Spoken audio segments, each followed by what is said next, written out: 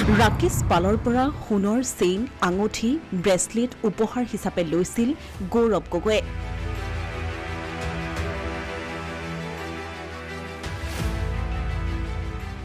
কিমান টকা লৈছিল অখিল গগৈয়ে এপিএছচি কেলেংকাৰীৰ কিছু অকথিত কাহিনী এজন বিশেষ ব্যক্তিৰ বিস্ফোৰক স্বীকাৰোক্তিয়ে তুলপাৰ লগাইছে ৰাজ্যজুৰি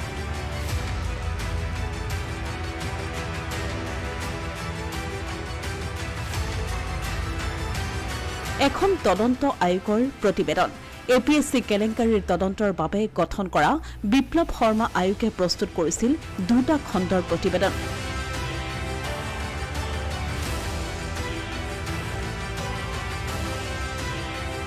দ্বিতীয় খণ্ডৰ 645 পৃষ্ঠাজোৰা প্ৰতিবেদনখনত কেইটামান পৃষ্ঠাত থকা এজন বিশেষ ব্যক্তিৰ স্বীকাৰোক্তি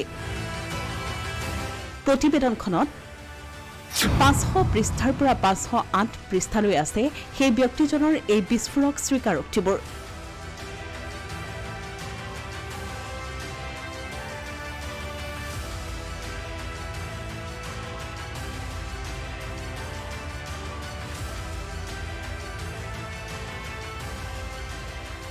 আয়োগৰ সন্মুখত তেখেতে স্বীকাৰোক্তি প্ৰদান কৰিছিল 18 অক্টোবৰ 2021ত এই স্বীকাৰোক্তিৰ এই পৃষ্ঠাকেইটাই এতিয়া তুলপাৰ লগাইছে অসম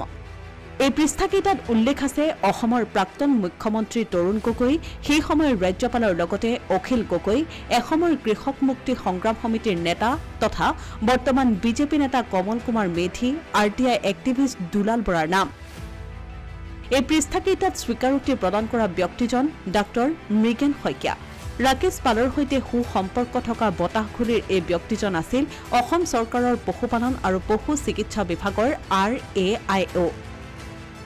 এই স্বীকাৰোক্তিত মৃগেন শইকীয়াই লিখিছে অসম লোকসেৱা আয়োগৰ স্থায়ী অধ্যক্ষ পদত নিযুক্তি পাবলৈ ৰাকেশ পালে কাক কিমান টকা আৰু উপহাৰ দিছিল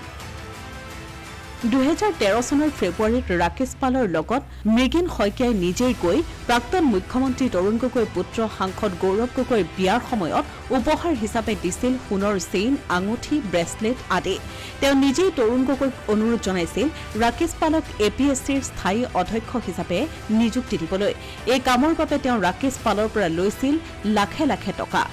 অসমৰ ৰাজ্যপালগৰাকীৰ পালৰ যথেষ্ট ঘনিষ্ঠ আছিল ৰাজভৱনলৈ পালে হেনো ব্যক্তিগত নিৰাপত্তাৰক্ষীৰ জৰিয়তে শাক-পাচলি কাপোৰ আৰু সুৰাৰ বটলো পঠিয়াইছিল পাল স্থায়ী অধ্যক্ষ পদত নিযুক্তি হোৱাৰ পাছত তেওঁৰ কাষত আৰু বহু মানুহ দেখা পোৱা গৈছিল ৰাকেশ পালৰ কাষত আছিল বিকাশ কুমাৰ প্ৰিন্সা কৌশিক কুমাৰ কলিতা ভাস্কৰ দত্ত দাস আদি এওঁলোক তিনিজনে ৰাকেশ পালে দিয়া নিৰ্দেশ অনুসৰি এপিএছচিৰ পাব লগা পৰীক্ষাৰ্থীৰ উত্তৰ বহি লিখি দিছিল তেওঁ জানিছিল ভুৱা উত্তৰ বহিবোৰ ৰাকেশ পালৰ ভাতৃ ৰাজীৱ পালৰ GS ৰোডৰ ভঙাকৰত থকা ছপাশালত ছপা কৰাৰ কথা চাকৰি প্ৰত্যাশী প্ৰাৰ্থীৰ পৰা সংগ্ৰহ কৰা ধন তেওঁ ঝাৰখণ্ডৰ দেওঘৰ আৰু মেঘালয়ৰ তুৰালৈ পঠিয়াইছিল আয়োগৰ এই প্ৰতিবেদনৰ 507 পৃষ্ঠাত ডাক্তৰ মৃগেন শইকীয়াই ৰাকেশ পালৰ হৈ তেওঁক ধন দি মেনেজ কৰিব খোজা লোকসকলৰ নাম উল্লেখ কৰিছে শইকীয়াৰ মতে আৰটিআই এক্টিভিষ্ট দুলাল বৰা আৰু সেই সময়ৰ কৃষক মুক্তিৰ নেতা কমল কুমাৰ মেধিক তেওঁ নিজ হাতে ধন তুলি দিছিল দুলাল বৰাক 2 লাখ টকা দিয়াৰ কথা উল্লেখ কৰিছে ডাক্তৰ শইকীয়াই অখিল গগৈকো যোগাযোগ কৰিছিল ৰাকেশ পালে অখিল গগৈয়ে সাক্ষাৎ নকৰি পালক কমল কুমাৰ মেধিৰ সৈতে যোগাযোগ কৰিবলৈ কৈছিল 2014 চনত কমল কুমাৰ মেধিক 3 লাখ টকা দিছিল ৰাকেশ পালৰ হৈ ডাক্তৰ শইকীয়াই আয়োগৰ সদস্য সামিদুৰ ৰহমান আৰু ডক্টৰ বসন্ত কুমাৰ দলেৰ লগতে ভগৱান দাস আৰু বহুকেইজন অধিবক্তাৰ নাম আছে একেটা পৃষ্ঠাত টকা আৰু বিলাসী সামগ্ৰীৰ লোভত ৰাকেশ পালে চাকৰি দিয়াৰ এপিএছচি কেলেংকাৰীৰ কিছু অকথ্য কাহিনী আছে এই পৃষ্ঠাকেইটাত ইতিমধ্যে অখিল গগৈ কমল কুমাৰ মেধিক স্থিতি স্পষ্ট কৰিবলৈ আহ্বান জনাইছে ইফালে কমল কুমাৰ মেধিয়ে এই সন্দৰ্ভত নিজৰ স্থিতি স্পষ্ট কৰি কোনো টকা তেওঁ গ্ৰহণ কৰা নাই বুলি মন্তব্য কৰিছে এই সন্দৰ্ভত আইনী ব্যৱস্থা গ্ৰহণ কৰিব বুলি জনাইছে কমল কুমাৰ মেধিয়ে এপিএছচি কেলেংকাৰীৰ নামত কিবা এই ধৰণৰ ঘটনা মুঠেও কত হোৱা নাই এজন মানুহ মোৰ ওচৰলৈ আহিছিলে এই শইকীয়া বোলা মানুহজন আৰু এজন বিশেষ ব্যক্তিয়ে মোৰ ওচৰলৈ তেওঁক লৈ আহিছিলে আৰু টকা পইচা লোৱাৰ প্ৰশ্নটো এটা গোকাত মিছা কথা কোনো পৰিস্থিতিত টকা পইচা লোৱাৰ তাত প্ৰশ্নই নাহিলে মানুহজনক মই এদিনে লগ পাইছো এজন বিশেষ ব্যক্তি মোৰ চিনাকি ব্যক্তিয়ে মোৰ ওচৰলৈ লৈ আহিছিলে সেই 10-15 মিনিট সময় তেখেতৰ লগত কথা পাতিছো আৰু তাৰ পিছত জীৱনত মই কেতিয়াও সেই মানুহজনক লগ পোৱা নাই গতিকে মই কেতিয়া তেওঁৰ পৰা টকা ললো কৰ পৰা টকা ললো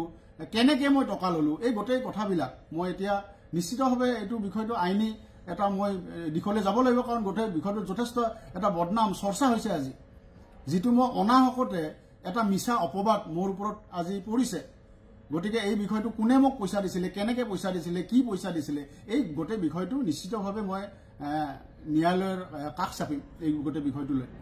আৰু মানুহজনে বাৰে বাৰে এটা কথা কৈছিলে যে তেখেতে অখিল গগৈৰ ঘৰৰ পৰা আহিছে আৰু মোৰ লগত অখিল গগৈ কথা পাতিব দিছে এই কথাটো প্ৰতিবেদনখনতো এই কথাখিনি লিখা আছে আৰু অখিলদাৰ ঘৰৰ পৰা আহিছে বুলি কোৱা কাৰণেহে মই কথাটো অলপমান এইখিনি সময় তেওঁৰ লগত কথা পাতিছিলো পিছে এয়া কেৱল কেইটামান পৃষ্ঠাৰ কাহিনীহে বিপ্লৱ শৰ্মা প্ৰতিবেদনৰ আন পৃষ্ঠাবোৰ খোল খালে আৰু বহুতৰ যে মুখা খোল খাব সেয়া নিশ্চিত অসমীয়া প্ৰতিদিন ডিজিটেল ডেস্ক